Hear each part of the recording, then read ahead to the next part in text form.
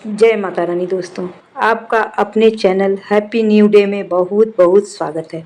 माँ भगवती देवी दुर्गा, भगवान भोलेनाथ की कृपा आप तथा आपके समस्त परिवार पर बनी रहे। आज इस वीडियो में हम नवरात्रि त्यौहार के बारे में जानेंगे। माँ दुर्गा से मेरी यही प्रार्थना है कि अपने भक्तों के लिए इस नवरात्रि नई नई खुशियाँ लेकर आए। तो चलिए शुरू करते हैं। भारत एक देश नहीं बल्कि एक आस्था का महासागर है।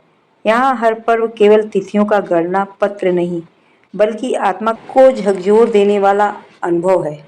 इन पर्वों में एक ऐसा उत्सव है जो पूरे भारत को एक डोर में बांध देता है। नवरात्रे जो केवल पूजा और भक्ति की रातें नहीं हैं बल्कि यह वे क्षण हैं जब संपूर्ण मानवता शक्ति की आराधना में झुक जाती है।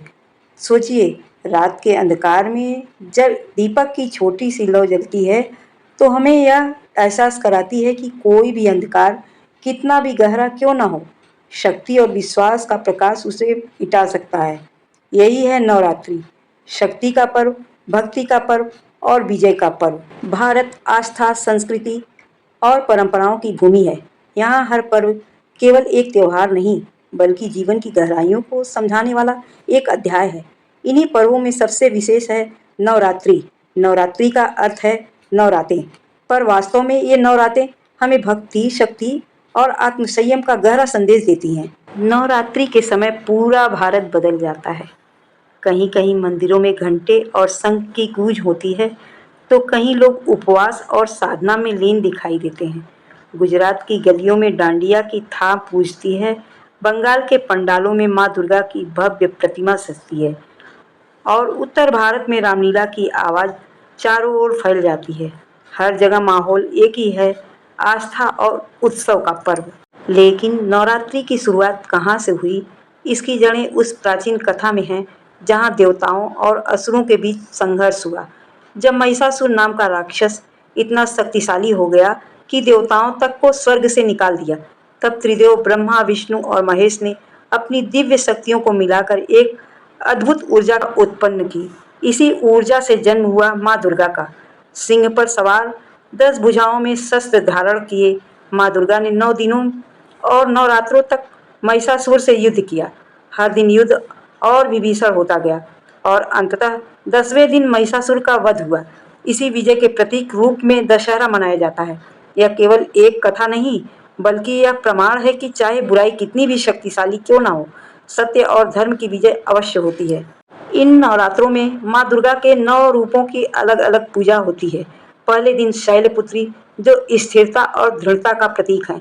दूसरे दिन ब्रह्मचारिणी जो तपस्या और संयम का पाठ पढ़ाती हैं। तीसरे दिन चंद्रघंटा जो साहस और निर्भयता का प्रतीक है। चौथे दिन कुष्मांडा जो ब्रह्मांड की सृष्टि की ऊर्जा है। 5वें दिन स्कंद माता जो मातृत्व और करुणा के प्रतीक हैं। छठे दिन कात्यायनी जो न्याय और धर्म की स्थापना करती हैं।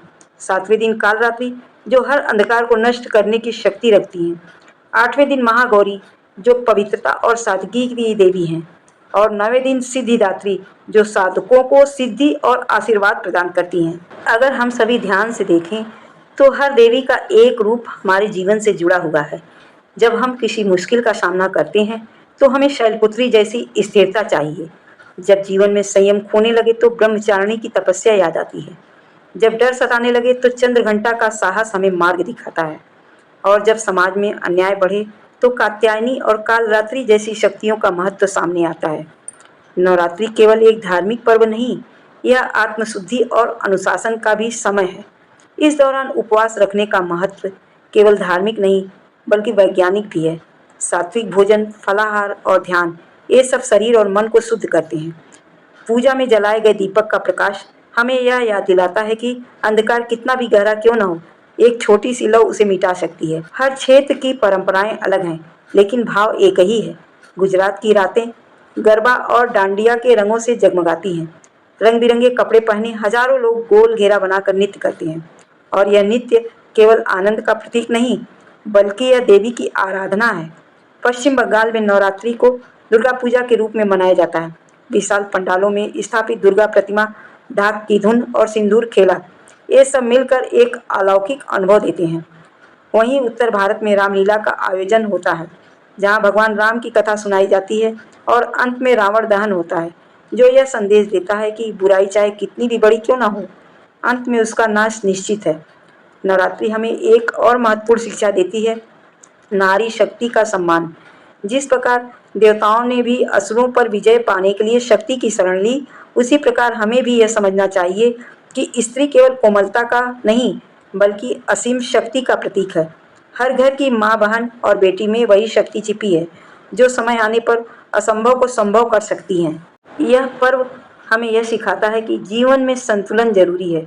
शक्ति का प्रयोग तभी सार्थक है जब वह धर्म और न्याय की रक्षा के लिए हो। अगर वही शक्ति अहंकार में बदल जाए तो उसका परिणाम महिषासुर जैसा होता है। जैसे जैसे 9 दिन पूरे होते हैं, भक्तों का उत्साह और भक्ति भी चरम पर पहुंच जाती है। 9वें दिन कन्या पूजन होता है। छोटी छोटी कन्याओं को माँ का स्वरूप बनाकर उन्हें भोजन कराया जाता है और आशीर्वाद लिया जाता है। यह परंपरा हमें यह याद दिलाती है कि मासूमियत और पवित्रता में ईश्वर का वास है।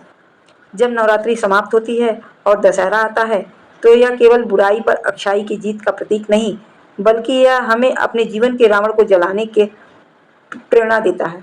हर किसी के भीतर अहंकार, क्रोध, ईर्ष्या और लालच जैसे रावण छिपे होते हैं। असली विजयादशमी तब है जब हम इन आंतरिक बुराइयों पर विजय पा लें। इस नवरात्रि दीपक जलाकर केवल देवी की आराधना ही न करें, बल्कि उनके गुणों को अपने जीवन में भी उतारें। माँ शैलपुत्री की स्थिरता, माँ ब्रह्मचारिणी का संयम, माँ चंद्रघंटा का साहस, माँ स्कंद माता की करुणा और माँ कात्यायनी का न्याय। अगर ये गुण हमारे भीतर आ जाए तो हमारा जीवन भी देवी की तरह प्रकाशमय हो सकता है।